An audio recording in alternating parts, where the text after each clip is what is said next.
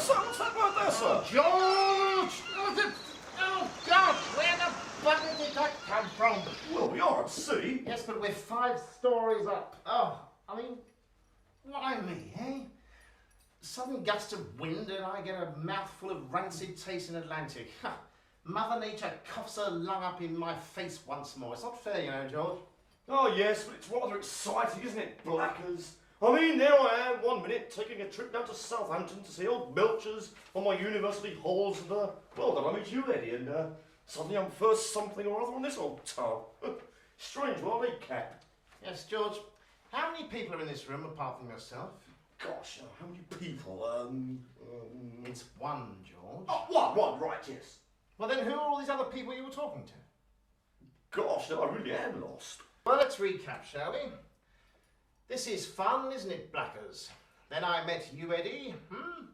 Well, this is a strange old world, isn't it, Cap? I mean, who are these people? Where are they? I'm the other only person here, and quite frankly, I was feeling left out. Oh, come on, sir, you are silly. I meant you. Look, let me make one thing quite clear, George. This is the White Star Line, not Cambridge University. We don't have daft nicknames here. You won't find any spotty bottom Perkins or old tripod trousers on my ship. Well, I should hope not. Those two are as mad as trees. Especially old Spotty Bottom. He said his mother's his matador. His mater, George. His mother is his mater. Look, the point is this. From now on, you shall refer to me as only Captain or Sir. Never as Eddie, Cap or Blackie. Do you understand? Yes, sir, Captain, sir, yes. Well, it's a start, I suppose. There is just one thing, though, sir, Captain, sir, Yes, sir, Captain, yes, sir. yes, what is it? Well, what if you're being, well, you know, a bit silly? George, let me at least make one thing clear. I am never, ever silly. And even for some exceptional reason, I did break character and did something sillier than Sir Simon the Silly, 3 times winner of Who's a Silly Sod Then competition. I doubt it would register in that insect's brain of yours, even if it jumped out and plucked your unsightly nasal hair for you. Very good, sir. I just thought I'd check. Yes, well, don't think, George.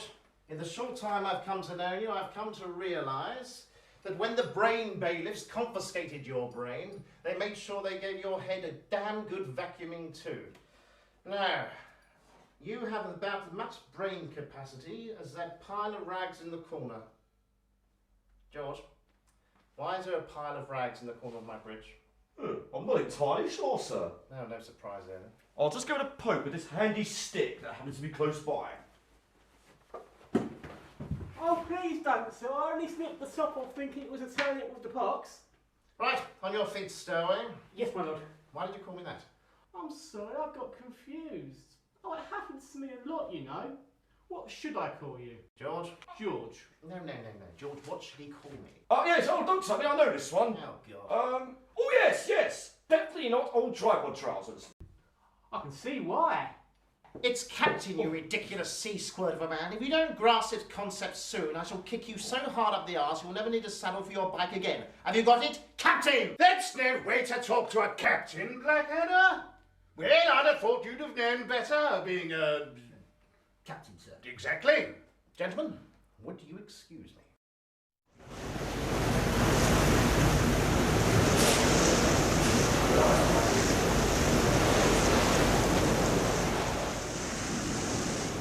Help me! Thank you, gentlemen. Well, that's quite all right, Blackadder. I had a leak overboard myself earlier, matter of fact. It's right above there. Oh, sir, that must have been Yes, when, thank you, George. Sir, we do have toilets on board. Well, damn blast it, darling. I mean, you could have told me before I flopped the old John Thomas overboard. I mean, I'm sure that the sea air didn't do my weeping boil any good at all. Oh, God. What's the matter, Blackadder? Feeling a bit seasick? Gentlemen, would you excuse me once more? How very queer. Wonder what could have brought that on. This ship is as steady as a rock. Well, sir, it was when you took that... when you took that... Look, come on, man, spit it out. When you took that Active notion to give me command of this ship, sir. I'm afraid the excitement has only just sunk in. I assure you it will not happen again. Well, I hope not, Blackadder. I mean, we can't have a captain throwing his guts up all over the passengers now, can we? No, sir. No, sir. We can't, sir. Actually, sir, that's something I've been meaning to ask. What? About throwing your guts up all over the passengers? No, darling, I won't have it. Yeah, unless they're third class, of course. No, sir. Why you commissioned Blackadder here? Captain Smith was to command the ship. His last voyage, in fact, before retirement. Look me in the eyes, darling, and tell me that when somebody tells you that his name is Smith, you haven't thought to yourself, that sounds a bit dodgy. Oh, no, sir, I can't deny that. Yes, he sounds about as trustworthy as a pair of paper underpants. But, sir... I wouldn't trust a man called Smith to sail my boats, any more than I would trust George here to converse sensibly with a passenger. That's the smartest thing I've heard you say, sir. Well, they don't call me old Mr. Smarty Marty Pants for nothing, you know, Blackadder. No, sir. One assumes you'd have to pay them first. Exactly. Now then, Blackadder was the next name at the top of the big blue list. The big blue list, sir, but that's for up-and-coming court marshals. Yes, well, I mean, who could make a better captain than a marshal? But, sir... Calm down, darling. You're scaring First Officer George. Yes, pipe down, darling, you klaxon-mouthed little hermit crab. You just watch your back while I'm around, Blackadder. Yes, I've heard that about you, darling. You know, I'm finding it to be a knob-stiffingly splendid life out at sea, Blackadder. The fresh, fishy air as it smacks you in the face. The taste of the sea as it squirts down your throat. Ah, you're a damn fine chap, Blackadder, and delightfully old-fashioned to boot. Well, I couldn't help noticing that you've got a traditional ship's monkey on board. Ship's monkey, sir? Yes. Damn ugly one, mind you. Did it fall off the mast? No, sir. It's not a monkey. At least I don't think it is.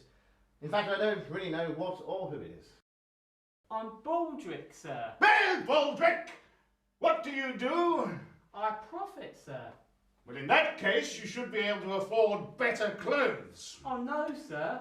I am a prophet.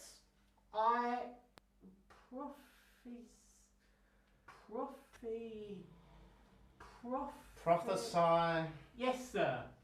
I plopping eyes. Oh, quite revolting. I'm what you might call Captain Blackadder's guardian angel. Don't snigger, darling. Well, it's nice to think that we've all got a guardian angel watching over us. Oh, you don't all have guardian angels, sir. Only Captain Blackadder. For the rest of you, I'm afraid it's every man for himself. That's a damn shame. Why's that then?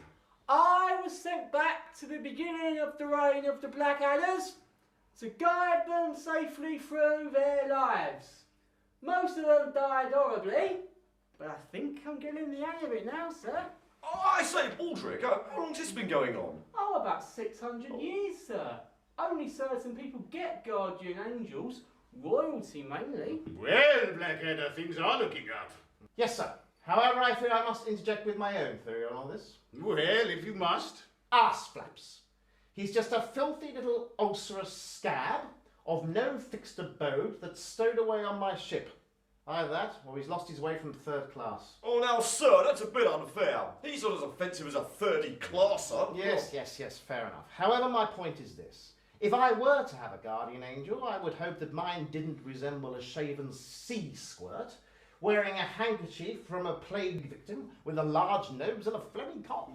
Besides, he said he was a prophet and only looked after royalty. Ah, but you descend from royalty, sir. King Blackadder the First, for one.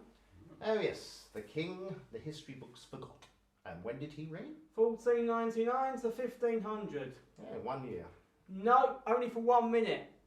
2:99 p.m. to 3 p.m. What? And one of your ancestors became the Prince Regent, son of King George III. And one day a Blackadder will be king again. But not me. No. Fine. Well, this is all very interesting, this historical tour of yours. However, I do believe you're still a lying little sod. My mission is to protect you from future harm, sir. I shall prove I can foresee what shall happen. Oh, I see. You know I'm going to throw you overboard, then, do you? Oh no, sir. But Lieutenant George is about to break a leg. Ah, very well. Oh, come on, sir. It's not going to break my leg. I don't want everybody watching. You're not going to break your leg, Oh. George. Well, I must say this is all jolly exciting. What, sir? Watching someone who quite clearly isn't going to break his leg not break his leg? Yes, very exciting. Well, not for me, sir. Oh, I find the homely eerie business most disagreeable. In fact, I'm jolly well going to sit down so I can't even twist my bloody ankle. Here it comes, sir. Of course. Oh! Well, yank my chain. I don't believe it. Nor do I, sir. Bloody well got a gutter. Oh! Broken leg? No, sir. A splinter the size of the Mary Rose. So you have in fact not broken your leg at all? Oh, it seems pretty dang doodah to me, sir. Oh, I take that as a no. Yes, sir. Or rather, no, sir. You see, gentlemen, utter toss. Well, I must say this is all very disappointing. Sir, the leg of the chair. It's broken. See? I told you he would break a leg. There you are, Blackadder.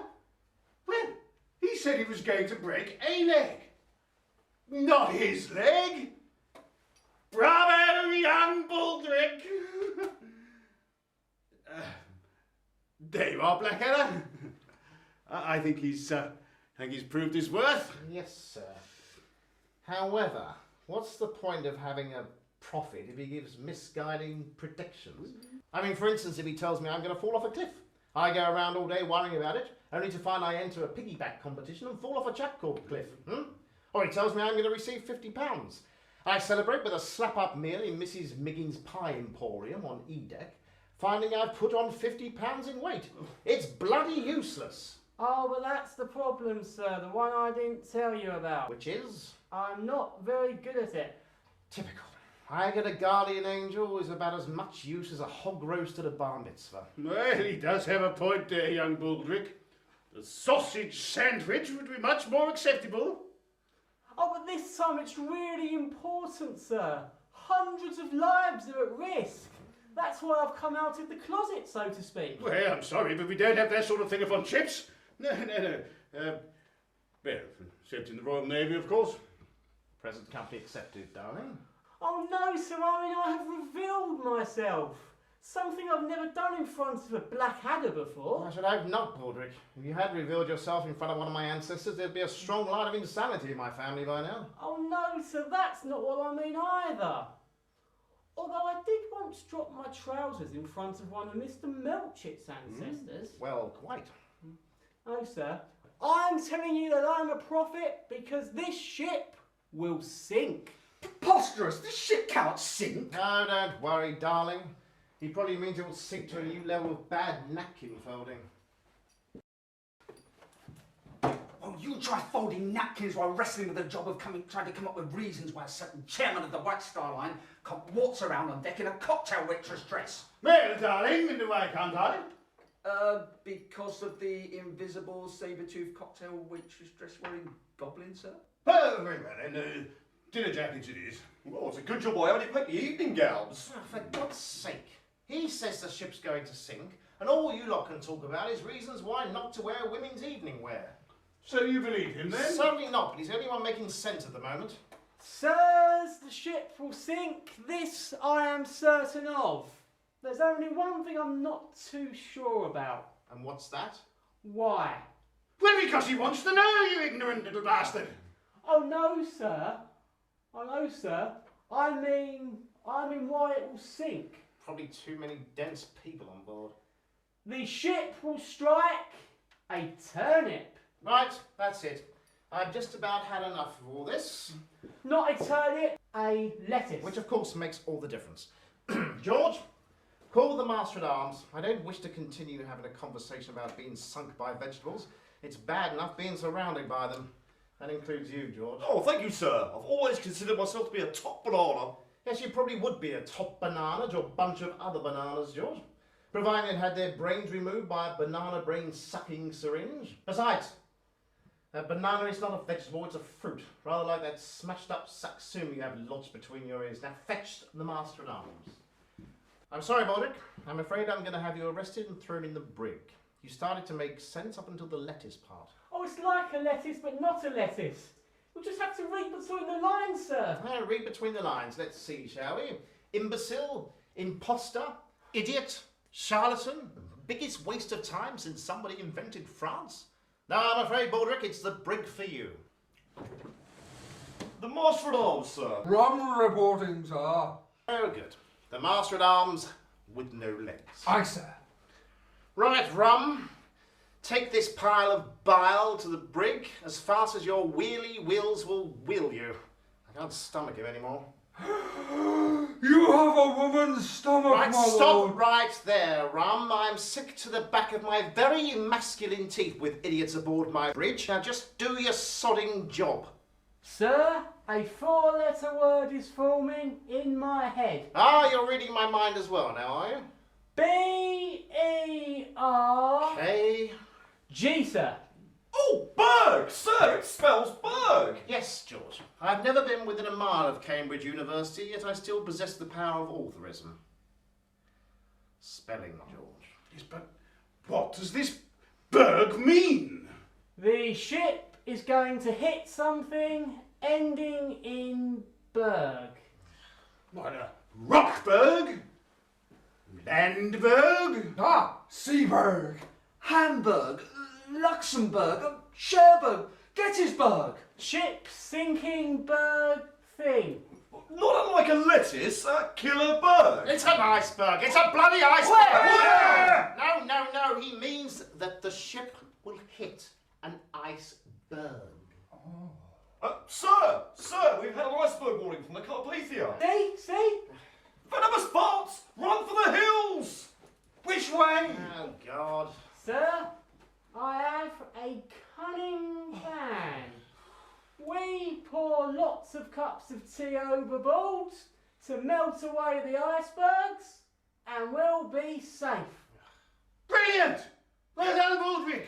Yes, bravo, Baldrick. Well, jolly would you be if you're not as clever as... George Washington, when he said, I know, I'll carve my initials in this cherry tree using an axe. Well, tish, tickety, tocker, wash my wallopsy wee wee, sir. If sometimes I don't know what you're talking about. I beg your pardon. Oh, what are we going to do? How... Look, you bunch of reproductive systems. This ship will not hit an iceberg. How can you be so sure, Blackadder?